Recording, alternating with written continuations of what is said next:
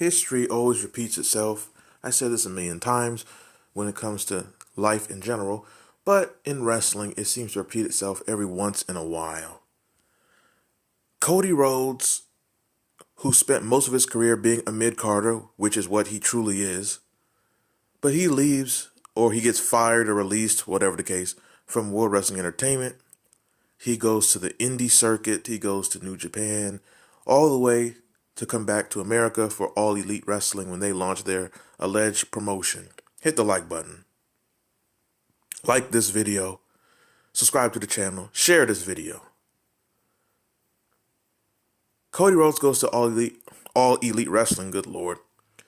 And he's presented as like a lead baby face and all these type of things, what have you, what have you. He has a feud with MJF, what have you, what have you. Jericho and then his inner circle, whatever. At some point, the crowd turns on him the same way the crowd turned on Cena in 05-06. He's with Arn Anderson. Arn Anderson's talking about pulling his Glock out. Cody Rhodes eventually leaves the promotion he helped to set in place, and he returns to the company he had bad-mouthed, but these are marks, and that's what happens when you're a mark. So he returns to World Wrestling Entertainment.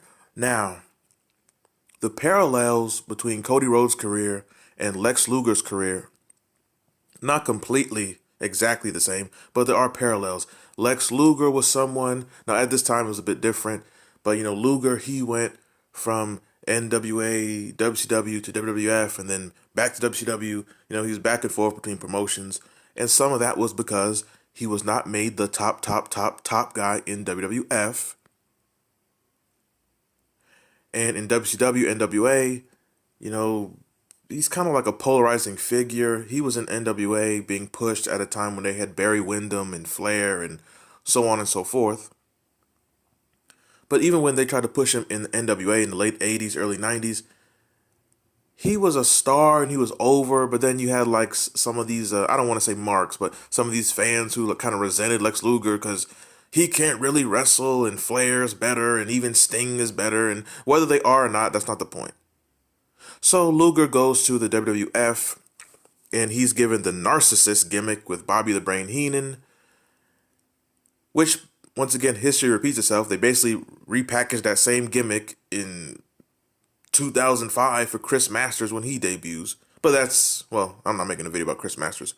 Anywho, so he goes to the WWF. He's there in 93, 94, 95, and he was getting the big push as he was a narcissist, but then he becomes a face, and then he's Captain America, basically, and they try to make him sort of like the new Hogan, and he's on the Lex Express tour bus, and he just miserable. This is the dead years of wrestling, especially the WWF. So Luger is being built up. So they finally get to SummerSlam. They get to a SummerSlam, and I believe it was, Detroit, Michigan? Somewhere in Michigan, who gives a damn? And he faces Yokozuna, and he doesn't win the title. But McMahon's on commentary, and he's acting like, oh, this is such a great night for Lex Luger, which makes no sense because he did not win the title. So they build up to the next year's WrestleMania. They build up to other SummerSlams. They build up to other Survivor Series. They build up to other things, and they just move past Lex Luger. They make Kevin Nash as Diesel the world champion. Eventually, Bret Hart, he regains the title, and they move on to other people. And Lex Luger's basically an upper mid-carder who I guess never reached his potential. Now, whether or not he really had that type of potential to be the top guy of a promotion, that's another video. Cody Rhodes' career is the same thing.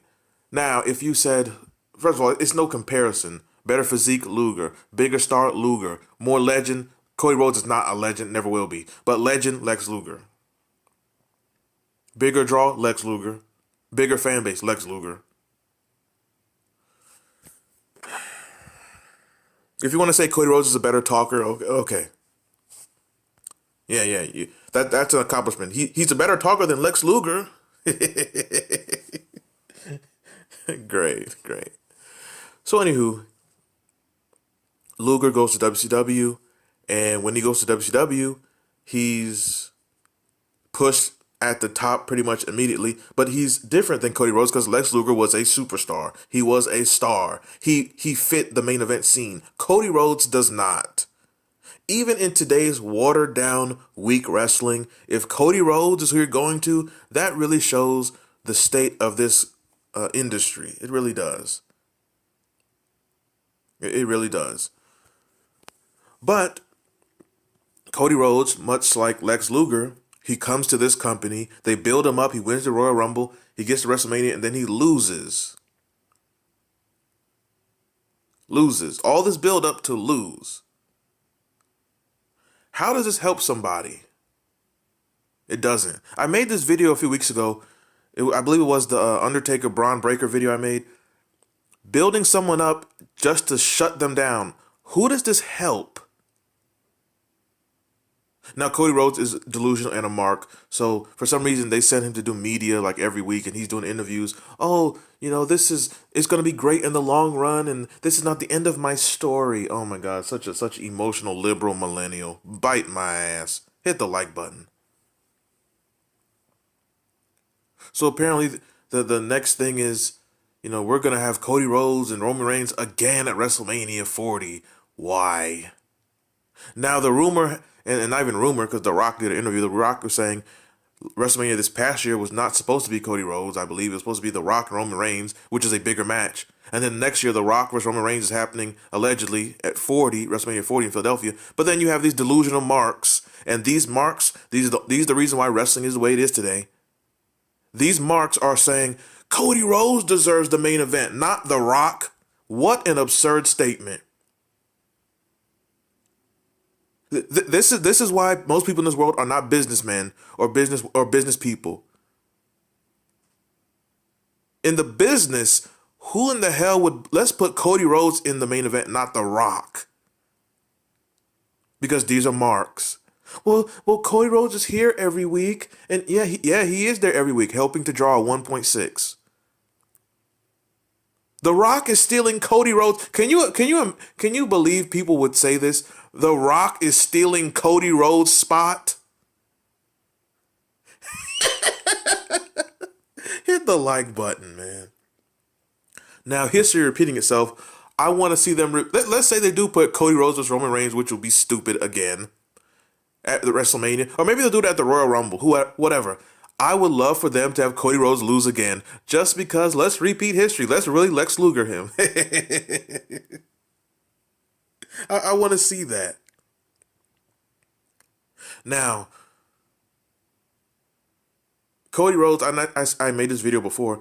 They probably had him lose because when you leave the McMahons, Vince McMahon was tormented as a child. He grew up in a trailer park. His, he was not loved by his father. So he has attachment issues. So if you leave him, he takes it personal. So if you leave his company and then come back, he'll bring you back, but then he'll hurt you and bury you when he has you under contract and you can't do anything. Ask Kevin Nash, even ask Hogan, ask anybody. If you leave the McMahons, they have this weird attachment. They have to get you back. So maybe that was the get back. And hopefully they get him back again and have him lose again. And then maybe fire his stinking ass. Yeah, fire him, but then bring his wife in. Whatever. And even with that, Lex Luger, he goes to WCW. He becomes the world champion. He beat Hogan. Hogan was the world champion for, I don't know, like one whole year.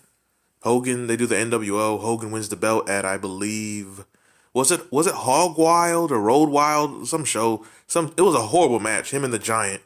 I believe it was Hog Wild 96. Hogan wins the belt, and I believe he had the belt for like a year, and then he lost it to Luger. And I think it's funny. I think the irony. Didn't Luger beat Hogan for the belt in Detroit, in Michigan, the same place he did not win the belt in 93? 93, 94, in the same place? The irony. I believe that's what happened. So Luger became the world champion very quickly. I mean, he came in 95, but it was quickly. They pushed him at the top very quick. They pushed him at the top immediately. He debuted with Hogan in the Mall of America. So he got a giant push. And he won the belt, and then he lost it. I think he lost it like the next Sunday or the next pay-per-view, whatever it was. But whatever, he still won. He actually won the belt. I mean, I don't know. You know, that might be another video. Who deserved a longer reign? Kane in '98, because Kane beat Austin for the belt and had it for a day, or Luger, who had it for like a week. Who deserved a longer reign? But Luger's in WCW. Even after they take the belt off of him, he was still pushed heavily. He was still a big star into '97, the rest of '97, '98.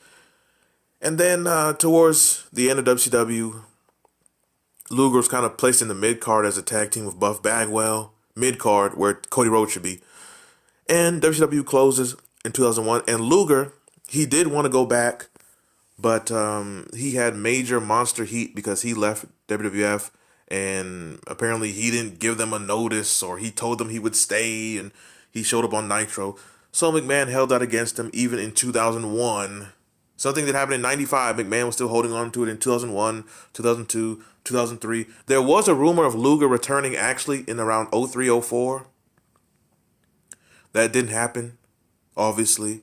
Luger went to TNA and he had like some legendary disaster promo where he couldn't pronounce AJ Styles' name or someone's name, whatever. So, I guess if you want to say who won, the McMahons or Lex Luger, well, Luger's in a wheelchair, and McMahon has a Luigi mustache, and he's even richer now, so I don't know who you want to say won that. And Cody Rhodes, well, he's not a winner, he's a mid-carder. And with that said, like, share, comment, subscribe on your ass.